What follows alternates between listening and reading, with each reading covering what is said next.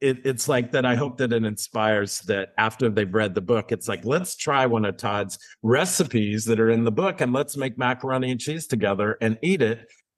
And as a family that they come together, because I think we all know that, families that spend more time together eating are stronger. And I think it's really important in busy lives to bring everybody together.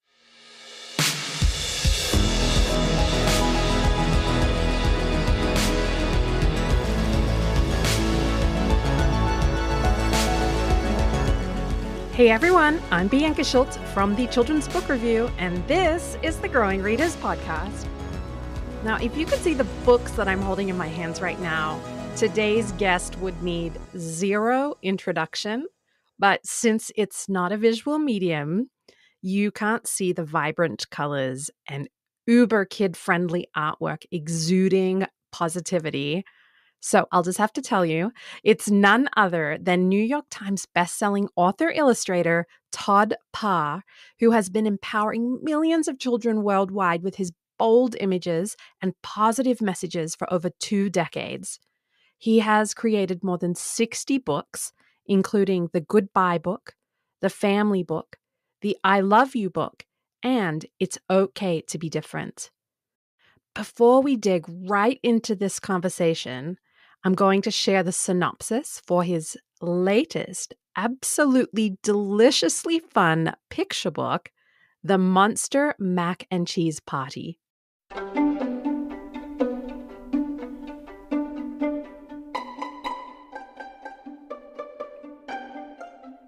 Through his signature illustrations that explode with fun and flavor, New York Times bestselling author Todd Parr invites everyone to the funkiest, most unforgettable potluck on the block.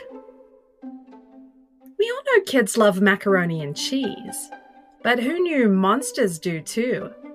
In this story, the monsters hold a mac and cheese party, no humans allowed, and share all their creepy twists on this favorite food.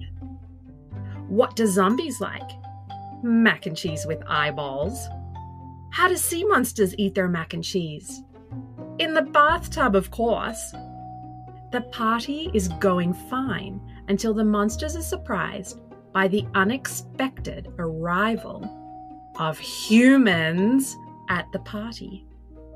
With interactive text that invites kids to join in with their own silly versions, mac and cheese with unicorns, anyone?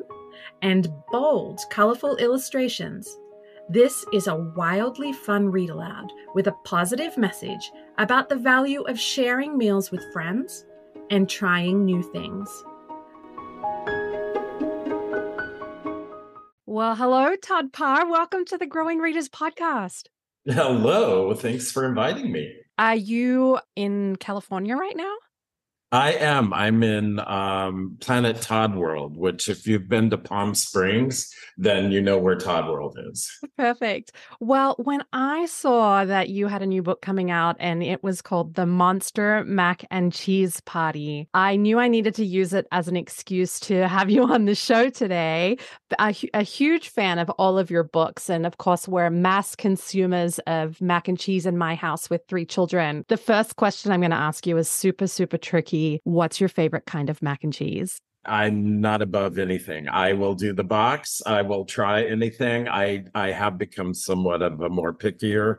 I'm not going to waste the calories on seemingly trying to pretend like I really like this. So I do experiment. I have 2 of my own favorite ones that I make. One that's just when you're having company over, and then the other one is a vegan one. So I got really creative with that. So I'm open to everything. I mean, I tried the world's best macaroni and cheese. It was good, but I'm not convinced. So there you go. It's like pizza. If you're a pizza snob, so I'm becoming a mac and cheese. I prefer. Well, we often do the box mac and cheese if my kids are making it themselves, but our favorite right now is this Garten recipe, the Barefoot Oh, Contessa. She does this mhm. like baked one with Gruyere cheese. And I thought maybe my kids would be like, not going to try it because the Gruyere has kind of a stronger taste, but Yeah. they actually loved it. My son isn't a fan of the baked breadcrumbs on top, though. Oh, I could say that's not a requirement for me. When people ask, "Aren't you going to put something on top?" I can, but no, it's not a thing. And I have tried the Barefoot Contessa's one, and I agree, I do like it.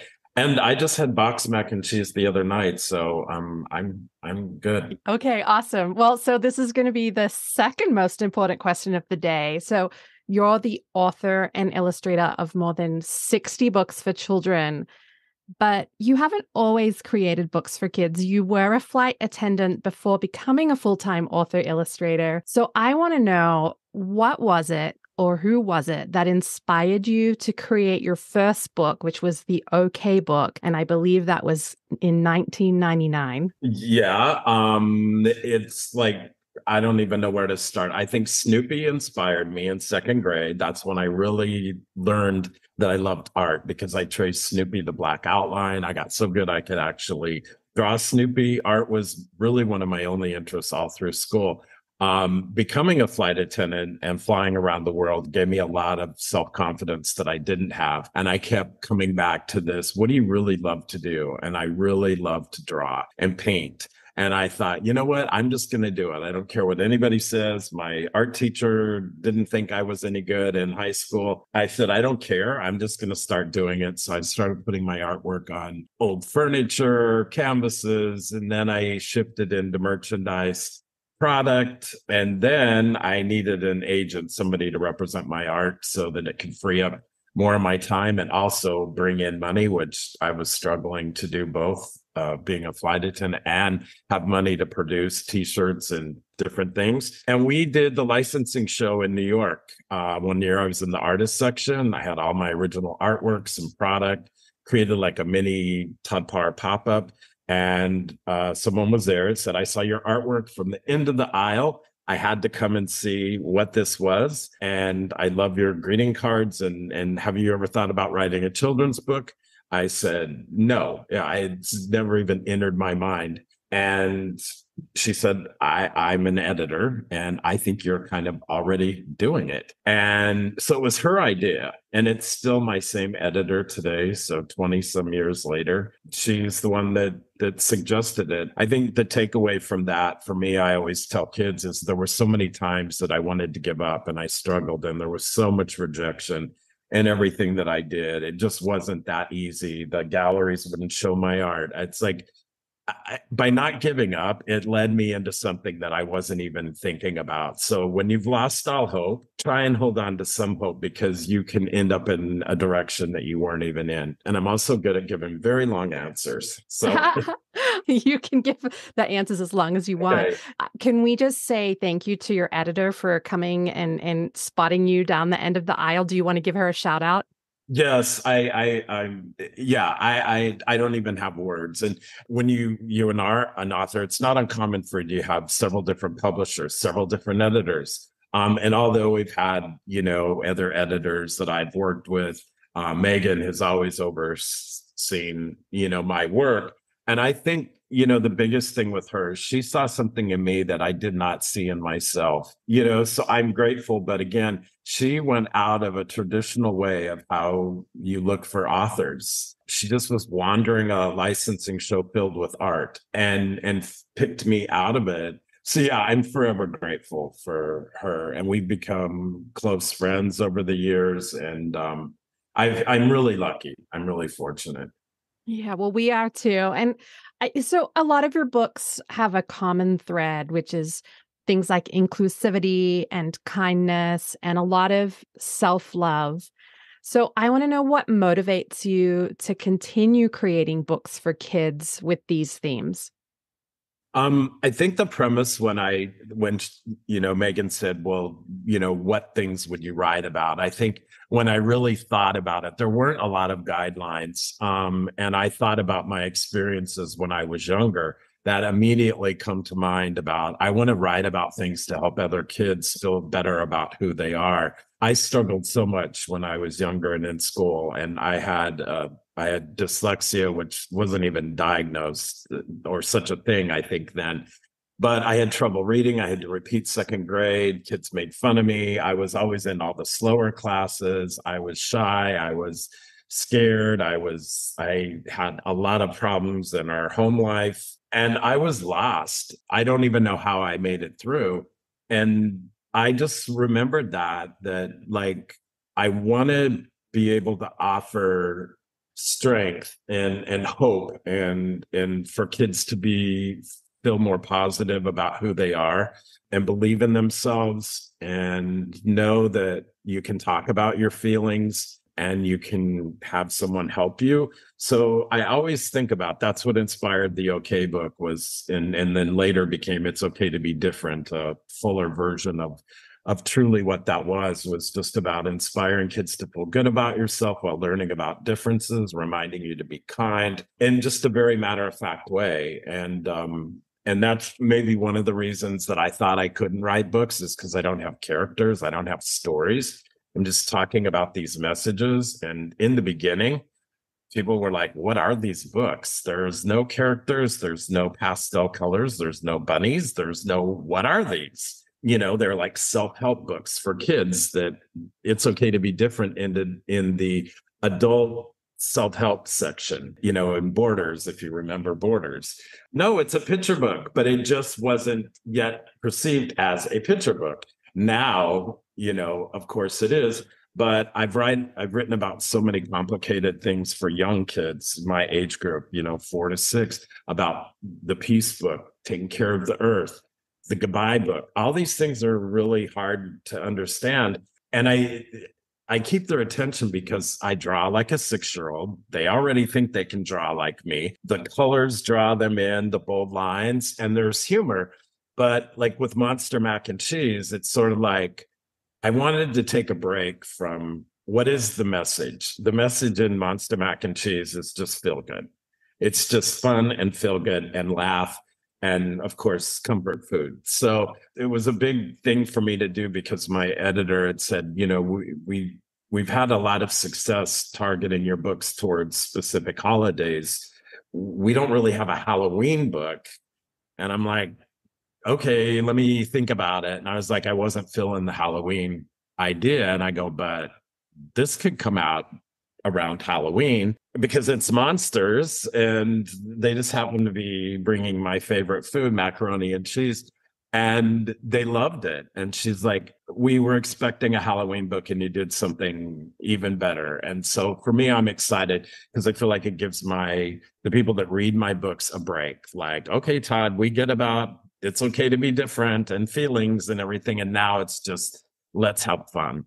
Yeah, absolutely. And I think that's what I enjoyed about it. And on the whole, as a parent who reads your books with their kids, and my oldest is 17 now, and when she knew I was interviewing you and she saw the stack of books, she was like, oh, that guy, I loved reading his books when I was a kid. So, but I think what's great, and I imagine that teachers feel the same way, is sometimes there's these really sort of nuanced topics and subjects that kids ask you about, and they'll come out with a point blank question. And sometimes it's hard on the spot to come up with an answer. And I feel as though your books are a great way to articulate things like what is peace? What is joy? All these great things. What is a grandma? And everybody's grandmas look different and sound different and do different. But the one thing is that they love their grandkids. I mean, you just have this really simple way of articulating. I want to go on to just the fact that the simplicity of your text and the illustrations do work so well because they deliver such clear and tangible messages. And I think your artwork is so accessible. Like you said, kids can look at it and feel as though they could draw those pictures too. So I'm curious to know if, I know you said you struggled as a kid, but was making a difference in others' lives something that you've grown into? Or do you think that was always there for you, that you did always want to make a difference in others' lives? Yeah, I think it was always there for me because it just came naturally. Like I write from within, I write from the heart, I write from, it's that simple of how do you want someone to make you feel? Maybe if I had had help in different ways with maybe if I had something, like a book that says be who you are, maybe that would have registered with me early on, or it's okay to be different. Maybe I would have related like, oh, I'm different because I couldn't read and I stuttered and I had to repeat second grade. And I felt like I was the only one in the world and I was the only one that was different. And that wasn't a good thing. So I think for me, it was just naturally like, heart to heart. How can you help? And I think that's what's so rewarding about, what I get to do is people say, oh, that's such a cool job being a children's author. It is, but it's not just me writing books and collecting money and making appearances. It's about knowing that I'm putting work out there in the world because I've seen it translated and it's making a difference. And for me, that's the real reward. That's the give back for the good that's come to me is me extending it to others to try and make a difference in the world. And, in the beginning, everybody, and they still say it is like you were so far ahead of your time because no one was writing about these things like I was, and people didn't know what to do with it. Or people would say, like, oh, we don't need that book because my child doesn't have social emotional issues. And look at the world today, that how it's changed just in 20 years, and look at the impact of social media and content, how kids hear things and things are happening earlier and earlier. And you've got things that are heard at home and things that are heard at school. And it's like, now people are like, well, we need to talk about these things instead of, no, we don't need to talk about it. And I think it's just giving kids better tools. They have to weather more. I mean, I was bullied in school. But how about being bullied on social media and school? I mean, how traumatic can that be? And, if you can instill a sense of confidence, in kids early on and let them know that, like, believe in yourself and it's okay to be who you are and love yourself and be strong. I think you need to arm them with as much as you can, as soon as you can, so that they can weather all that's out there. I mean, it's hard for me as an adult to weather what's thrown at me. So yeah, I think I worried about, will I run out of ideas? The fact is when you figure out your stride, that I'm really writing to empower kids to feel good about themselves. I think the ideas are endless about in ways that you can do that. So I no longer worry about running out of ideas, just speaking from the heart, staying true to who I am. But I do love being able to take a break from the message and do something fun like Monster Mac and Cheese Party.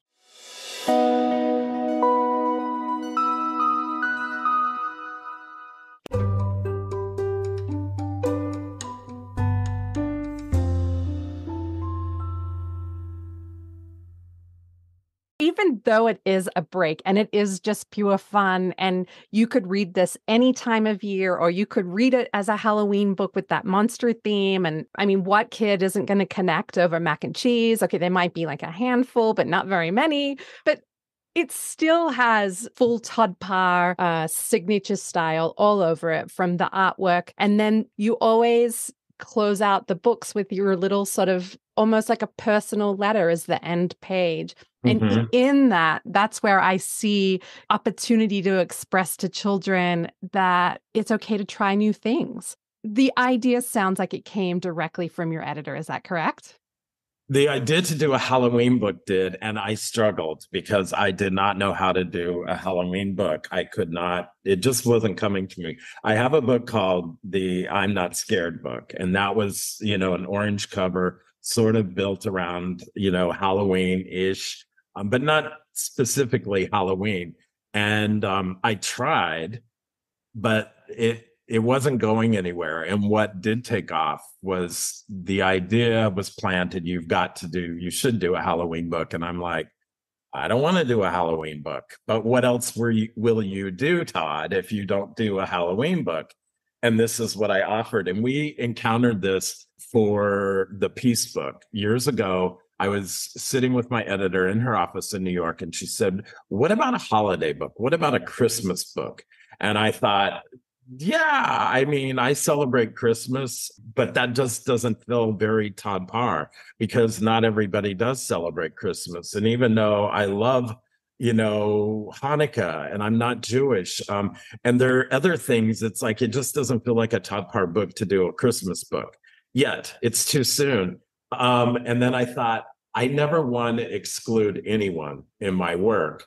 And now I would not do a specific Christmas book, but you need to say, well, if you're not going to do it, what are you going to do? And I said, how about the Peace Book? Because it's sort of in the same thing of celebrating a time of year and peace and embracing, differences in what people believe and celebrate. It's a loose thing, but that's what I offered. And so I think this is a good example of, if you're not doing a Halloween book, Todd, what are you doing?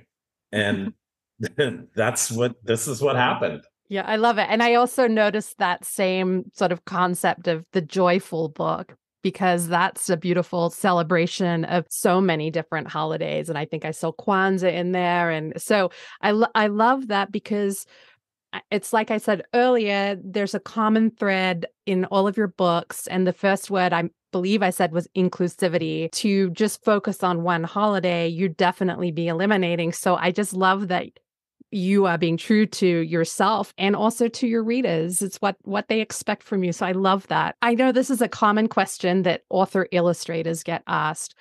What came first for you with this particular book, the words or the pictures?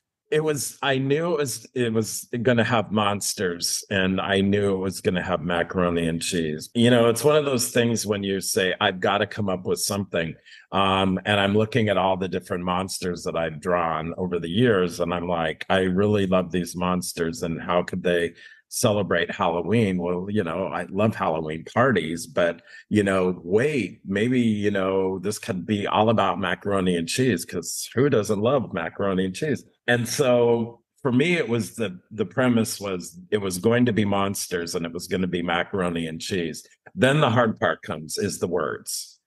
For me, that's always the hardest thing. The art is the easiest, but I learned, well, if you're having a party, you get really excited because you're waiting for everybody to come. So it was an easier start for me in this book, because I knew they were going to be waiting. And then there was going to be a ding dong at the door because the first person's here. And then it just flowed from there. So I think this is one of the easier books for me. As far as words, that is not a strength of mine. I need a lot of help, with my editor, and everybody involved is like, Todd, this just isn't moving like it should, but the art is, but, so they reposition a lot of things. And then the words come in. But for me, this one, thinking back in the edits, there wasn't as many edits, because we knew it was going to be ding dong, then who's here, and then what mac and cheese, and ding dong.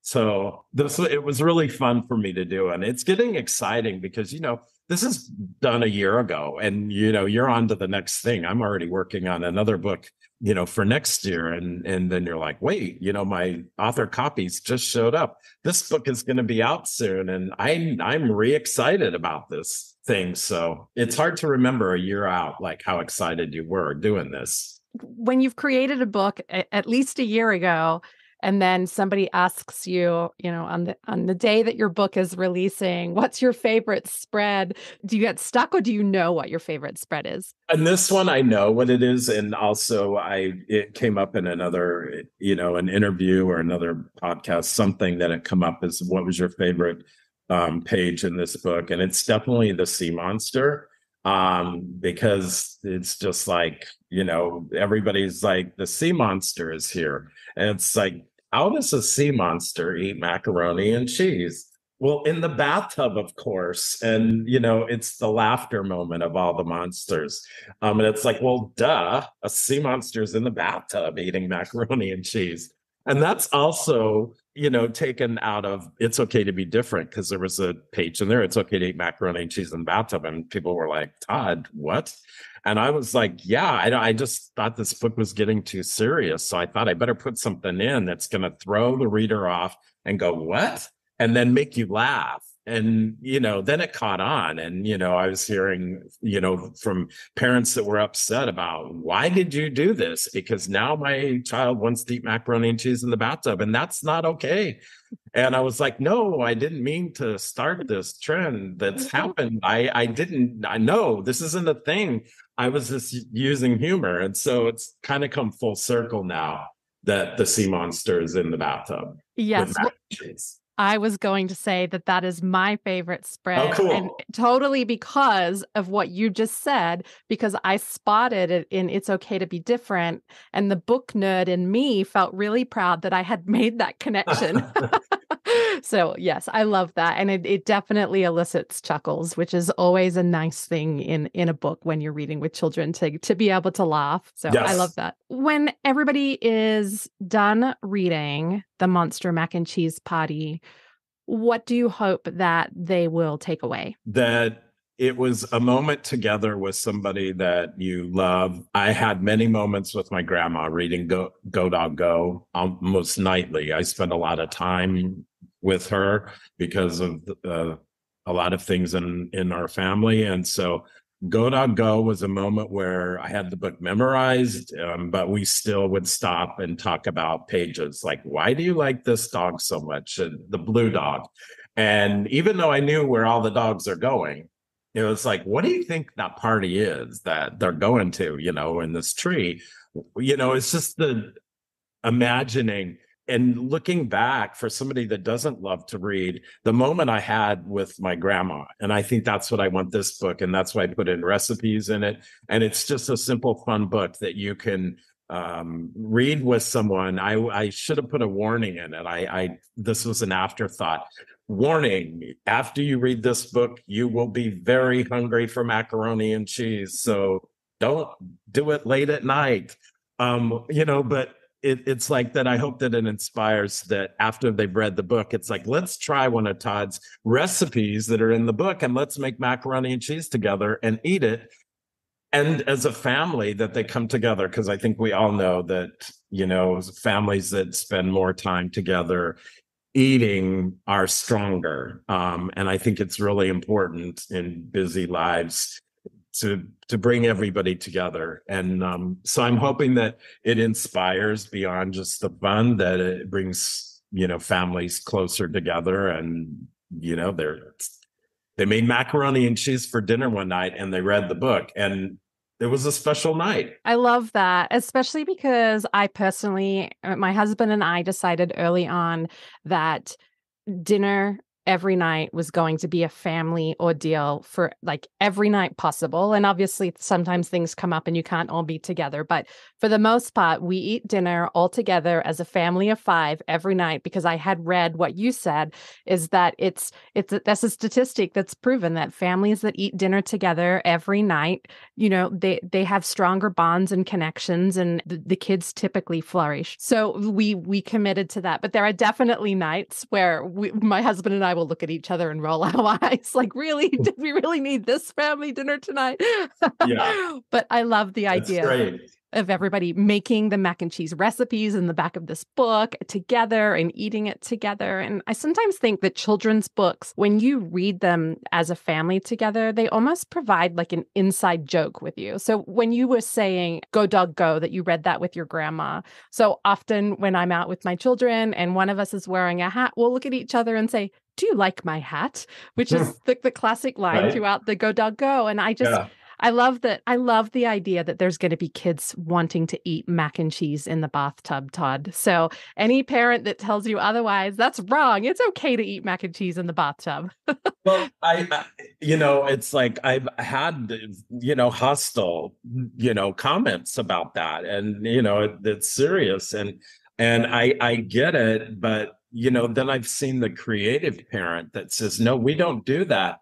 But we made a cardboard box into a pretend bathtub and served macaroni and cheese, where the teacher did in the classroom. It was just finding other creative ways to do it. And then, of course, there's all the parents that, look, they're eating macaroni and cheese in the bathtub. And, we did it. And again, it was not to inspire a trend. However, the Monster Mac and Cheese Party is to inspire a trend. Just have fun and try new things and make food together and eat together and laugh together. So I will say there is a goal in Monster, and that is, yes, have fun, eat macaroni and cheese. Yes, perfect. And if anybody does a book club with younger children, how fun would it be to read this book and then everybody comes and does a potluck and brings their own style of mac and cheese? I love that idea. Yeah. Early on, of course, It's Okay to Be Different was out, but I did a book signing at somewhere, I can't remember, in Minneapolis, and it was at nighttime, and they had macaroni and cheese, for everybody at the bookstore. So it's like, it just was like a no-brainer. It wasn't a requirement of mine, but it's like, oh, Todd Parr's coming, let's have macaroni and cheese. Or, I'm going to a school for a visit. Guess what they've made in the lunchroom? Macaroni and cheese. And, it's one of those comforting things to build around that adds just like security, comfort, love. I mean, food does that anyway. So food and reading, Yeah. You can't go wrong. Yeah, both of those things can bring us together. Well, Todd, if there was one important thing that you would like to leave with our listeners today, what do you want that to be? I've touched upon so much of it. Also, that I wrote the kindness book, and I think that we're all instinctively kind, but we all need reminders, even grown-ups. And I think that there's so much need for reassurance, and people need to know that it's okay to be who they are and feel good about who they are. I think there's so many struggles that, we deal with in life. And if you don't have confidence within yourself, I think it just makes it harder. So it's like, believe in yourself, be who you are, be confident, and be kind. I am so grateful to have you on the show today. I'm a huge fan of your books just because I love that common thread of those messages, the inclusivity, the kindness, like you just said, and self-love. And not just self-love, but the importance of loving others for who they are too. So thank you very much. And I am going to love you and leave you because now I am hungry and I am going to go and make some mac and cheese. Me too. Thank you so much. The end. Love, Todd. Thank you so much for joining us on this quest for growing readers. Be sure to check out our show notes. You'll find links to order a copy of Todd Parr's The Monster Mac and Cheese Party. A complete list of Todd's books and more information can be found at toddparr.com. He also invites you to visit him online on Facebook, Instagram, and Twitter. If you like this show, remember, you can hear it on Apple Podcasts, Chromecast, Spotify, or anywhere else you enjoy listening. Subscribe to the show to get new episodes as soon as they launch. If you're enjoying our book chats, please leave us a review. And while you're at it, tell a friend to come and have a listen. The Growing Readers podcast is a production of the Children's Book Review. To find more books just like Monster Mac and Cheese Party, I hope you'll visit us at thechildrensbookreview.com.